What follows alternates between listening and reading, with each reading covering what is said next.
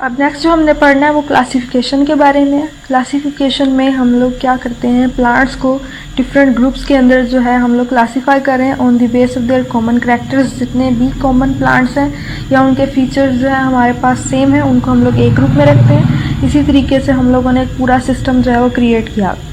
फिर से वही बात कि एम क्या है हमारे पास क्लासिफिकेशन का, कि ऐसा हमारे पास जो है हायरार्की सिस्टम बनाया जाए जिसके अंदर हमारे पास प्लांट्स को अरेंज किया जा रहा है उनके कॉमन फीचर्स में, और वो सिस्टम जो है हमारे पास लोअर टू अपर लेवल तक जा रहा है। जैसे कि आप लोगों को पता है स्पीशीज़ को हम लोग ज्वाइन करके जीनस का एक ग्रुप बनाते हैं, जीनस से हम लोग फैमिली में गए, उसके बाद ऑर्डर, क्लास, डिवीजन और किंगडम फाइनली हमारे पास। तो इन शॉर्ट क्लासिफिकेशन जो है हमारे पास एक ऐसा सिस्टम है जो कि हम लोगों को इन्फॉर्मेशन प्रोवाइड कर रहा है। हमारे पास क्लासिफिकेशन हो गई है, हम लोगों ने एक सिस्टम बना लिया है, तो अब हम लोगों ने कोई भी प्लांट स्टडी करना है या हम लोगों ने देखना है या उससे मिलते जुलते प्लांट्स देखने हैं, तो हम लोग क्लासिफिकेशन सिस्टम या उसका मैनुअल जो है उसको खोलेंगे या इंटरनेट पर सर्च करेंगे कि भाई हाँ ये प्लांट किस जो है ग्रुप से बिलोंग कर रहा है, इसके फीचर्स क्या हैं, इसके कॉमन फीचर्स क्या हैं, इसके डिस्टिंग्विश फीचर्स क्या हैं। अब हम लोगों ने बात करनी है क्राइटेरिया ऑफ क्लासिफिकेशन पे, जो कि हमारे पास करैक्टर्स के ऊपर बेस कर है। करैक्टर्स आपको पता होगा कि हमारे पास कोई भी फीचर जो कि किसी भी ऑर्गेनिज्म को डिस्क्राइब कर रहा है। हम लोगों ने बात करनी है करैक्टर्स की, तो करैक्टर्स हमारे पास 4 टाइप के हैं। एक हमारे पास डायग्नोस्टिक करैक्टर, एक हमारे पास सिंथेटिक करैक्टर, एक हमारे पास क्वालिटेटिव करैक्टर्स और एक हमारे पास quantitative characters.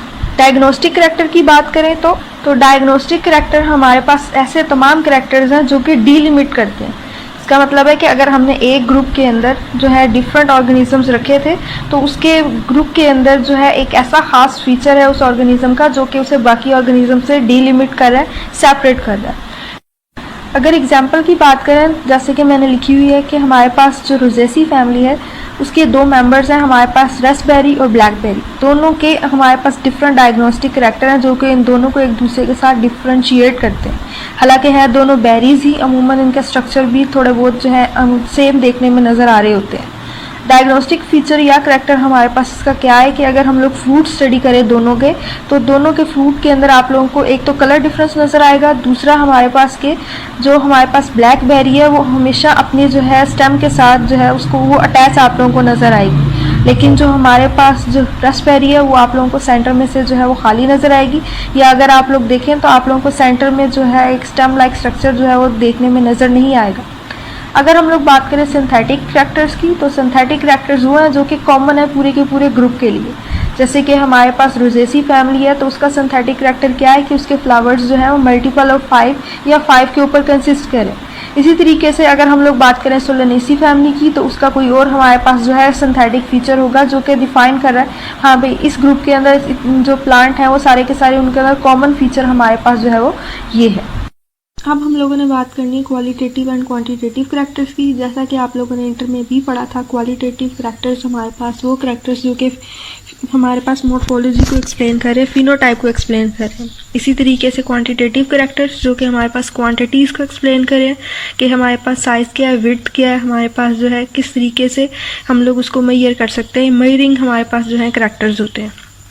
Units of classification की बात करें तो हमारे पास सबसे लोएस्ट यूनिट जो है स्पीशीज़ है।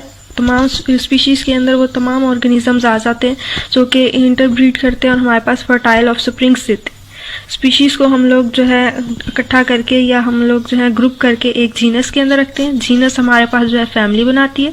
इसी तरीके से फैमिली हमारे पास ऑर्डर में, ऑर्डर हमारे पास क्लास में, डिवीजन एंड देन किंगडम के अंदर जो है वो इकट्ठे हो जाते हैं। अगर जीनस को हम लोग देखें तो अमूमन उसके एंड के ऊपर जो है ये वर्ड्स हम लोग को देखने में नज़र आ रहे होते हैं, जैसे कि यूएस है, ए है, यूएम है, ईएस है या ओएन है। फॉर एग्जांपल रोज़ा इंडिका, आप लोगों ने रोज़ा पढ़ा, जीनस है हमारे पास, उसके एंड पे ए है। इसी तरीके से आप लोगों ने सोलेनम निग्रम पढ़ा था, तो सोलेनम के एंड पे यूएम आ रहा है। इसी तरीके से आप लोगों ने और फैमिलीज भी पढ़ी थी, जैसे कि ब्रासिका कैम्पेस्टिस फ्लावर जो है आप लोगों ने प्लांट पढ़ा, उसके एंड पे भी ब्रासिका के एंड पे भी ए आता है। अब अगर फैमिली के एंड पे देखें तो हमारे पास ए सी ई ए ई वर्ड जो है वो रिपीट होता है, जैसे कि रोजेसी, ब्रासिकेसी, सोलेनेसी। अगर हम लोग ऑर्डर की बात करें तो हमारे पास A L E S Alice word use जो है वो यूज़ होता है, और जैसे कि एग्जाम्पल में हमारे पास जो है रोजेलिस। क्लास के एंड के ऊपर हमारे पास ई ए ही आता है या ऑप्सिडा वर्ड यूज़ होता है। डिवीजन के एंड पे फाइटा आता है या माइकोटा आता है, और किंगडम आप लोगों को पता है प्लांट्स के लिए प्लांटी किंगडम यूज़ होता है। हमारे पास एक और सिस्टम है जो कि जिसके अंदर हम लोगों ने जो है पूरे के पूरे ग्रुप्स या ऑर्गेनिजम्स को हम लोगों ने डिवाइड किया, जिसको हम लोग कहते हैं 3 डोमेन सिस्टम। 3 डोमेन सिस्टम के मुताबिक हमारे पास डोमेन नंबर 1 जो है वो आर्किया है, जो कि एंशियंट बैक्टीरिया को एक्सप्लेन कर रहा है। डोमेन नंबर 2 हमारे पास बैक्टीरिया जो कि प्रेजेंट बैक्टीरियाज को एक्सप्लेन कर रहे हैं। और डोमेन नंबर 3 यूकैरिया। यूकैरिया के अंदर तमाम यूकैरियोट्स को जो है हम लोग एक्सप्लेन करते हैं। अब अगर हम लोग स्पीशी के अंदर जो है इंट्रास्पेसिफिक रैंक्स की बात करें तो हमारे पास जो है 3 डिफरेंट रैंक्स देखने में नज़र आते हैं। एक सब स्पीशी, एक वैरायटी, एक हमारे पास फॉर्म्स। सब स्पीशी की अगर बात करें तो सब स्पीशी हमारे पास जो है जियोग्राफिकल लोकेशन की बेस के ऊपर जो है ऑर्गेनिज्म का डिफरेंट होना होता है। प्लांट्स के अंदर अगर हम लोग एग्जांपल देखें तो हमारे पास क्या है, यूफोरबिया कैरेसियस हमारे पास एक प्लांट है जो कि हमारे पास अमूमन इसके लीव्स जो हैं वो आप कह सकते हैं कि ट्यूबुलर शेप आप लोगों को देखने में नज़र आते हैं। लेकिन इसकी एक सब स्पीशी है वुल्फिनी, ये हमारे पास जो है थोड़ी सी इसके अंदर जो है आप लोगों को वैरायटी देखने में नज़र आएगी। तो वुल्फिनी का जो अगर इसकी मॉर्फोलॉजी देखें तो इसके जो लीव्स हैं कैरेसियस से थोड़े से चौड़े होते हैं और इसके फ्लावर्स और भी ज़्यादा जो है येलो होते हैं और ये अमूमन जो है हमारे पास थोड़ा बहुत टॉल प्लांट है एज़ कम्पेयर टू कैरेसियस। अगर वैरायटी की बात करें तो वैरायटी में हमारे पास जो है स्लाइड डिफरेंट हमारे पास जो है बोटेनिकल स्ट्रक्चर मीन्स के प्लांट का स्ट्रक्चर जो है आप लोगों को उसके अंदर थोड़ी बहुत वेरिएशन देखने में नज़र आएगी। फॉर एग्जांपल हमारे पास जो है फिलोस्टिकीज निग्रा, हम लोग इसको ब्लैक बैम्बू भी कहते हैं। इसके हमारे पास जो है फर्दर 2 वैरायटीज़, बहुत सी वैरायटीज़ हैं लेकिन मैंने 2 लिखी हैं। इसके अंदर एक हमारे पास है हिनोनिस और दूसरा बोरी। हिनोनिस को हम लोग जो है जाइंट ग्रे भी कहते हैं क्योंकि इसके सारे के सारे जो हमारे पास स्टेम है वो ग्रे कलर की हो जाती है एक टाइम के बाद, या जैसे जैसे वो लाइट में एक्सपोज होती जाती है वैसे वैसे ग्रे होती जाती है।